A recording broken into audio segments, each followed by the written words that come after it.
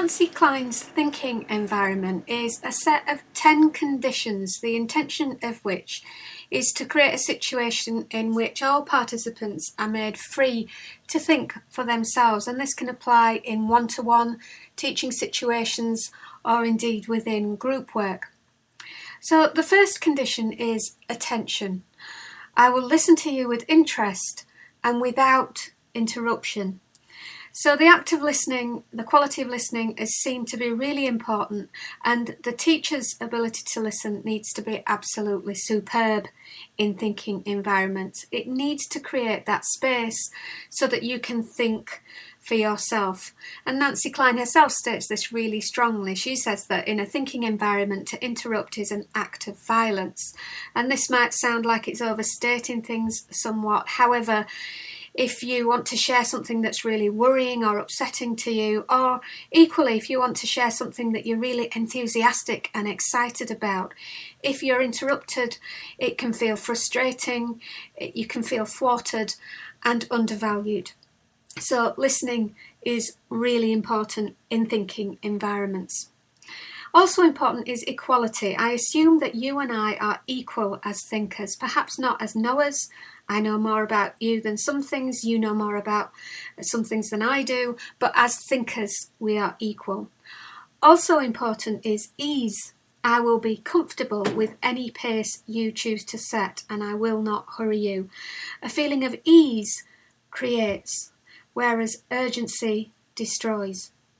So we need to work together to make sure that the environment is free from any rush, particularly internal rush.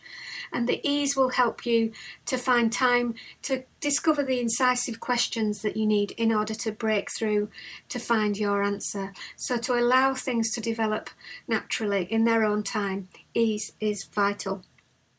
Appreciation. I will offer you genuine acknowledgement of your qualities as a thinker, and this will be concrete praise, not lip service, but a genuine sharing of appreciation for each other's qualities as thinkers. Also encouragement. I'll give you every encouragement necessary without interrupting you to enable you to think effectively. So it's avoiding crowding your airtime, but as a teacher, I'll try to encourage you to go as far as you want to go with your thinking. Feelings. I will not interrupt the expression of your feelings and will not hurry you to pull yourself together. So feelings that are generated from prior experiences can limit people's assumptions about what they're able to achieve in a new environment, because they think, oh no, I'm not prepared to go there because of what happened the last time I tried that. And those feelings are very true and real within the learner, and they can limit their ability to find new solutions. So there's never any denying that those feelings are very, very real and they're not to be dismissed.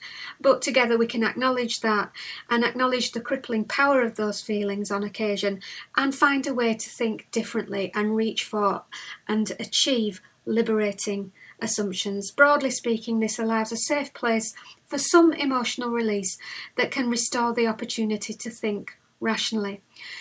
Silence and learning to embrace silence is vital here too, and it links in to that easeful environment that allows time for things to unfold, not always having to rush to find an answer, not needing to think, I must act right now. Information. I will support you to find out what you need to know and not deny what you already know. So I will offer my insights and my thoughts when you are ready for them. I won't prescribe a schedule of activities that you need to stick to, and this is because different people will be ready or keen to do different things at different times. But where some information that I hold can help you, and when you are ready for it, I will offer it to you. Diversity. I love the fact that you think differently to me. Incisive questions. I will ask you the questions that enable your thinking to break free from limiting assumptions. So as thinking partners or people working together in a thinking environment, we'll try to design and formulate those incisive questions that you need to move forward. It's best if the words come from you, but as a teacher I will help you to find those questions, that real vital element to help you break free from limiting assumptions of the past, and encourage you to be brave and to think at the cutting edge of what you're able to do.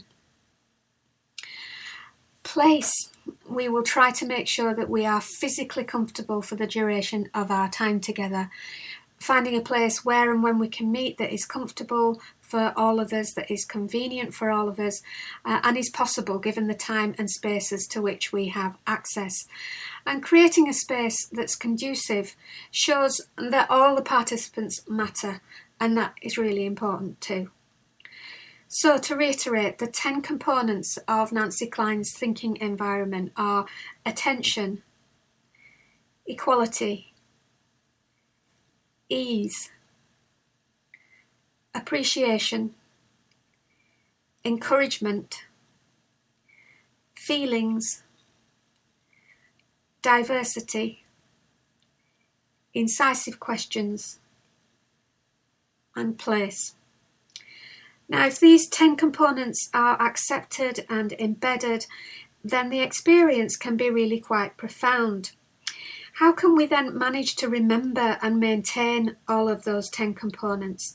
Well, the answer is that it becomes internalised, if you like. It becomes habitual if it's used regularly within teaching.